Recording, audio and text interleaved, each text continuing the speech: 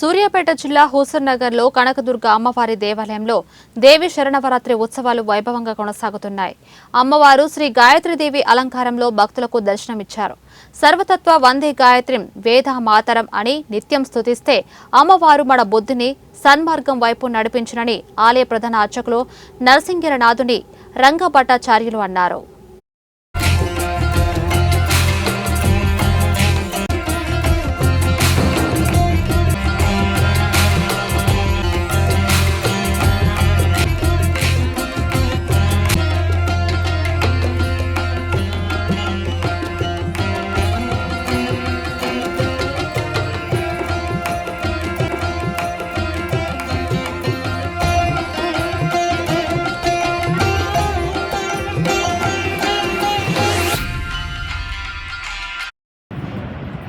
శ్రీ దుర్గాంబికాయే నమః.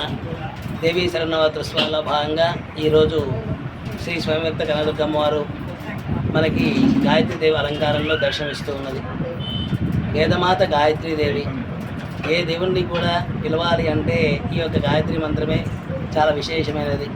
కనుక ముక్త విద్రమ హేల నీల ధవలఛాయే అని 5 ముఖాలు కలిగిన అమ్మవారు మనకి ఈరోజు దర్శనం ఇస్తూ ఉన్నది. అమ్మవారు దర్శిస్తే జ్ఞానానికి చాలా విశేషం ప్రతీచర మనందరికి కూడా బుద్ధిని జ్ఞానాన్ని ప్రసాదిస్తుంది.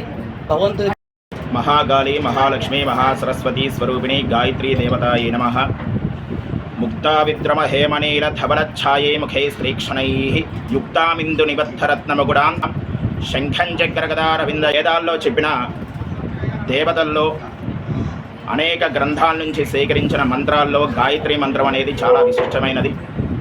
ఈ మంత్రాన్ని జపిస్తే జ్ఞానంతో పాటు అనేక విధాలుగా విద్య కూడా మనకి లభిస్తూ ఉంటుంది. కాబట్టి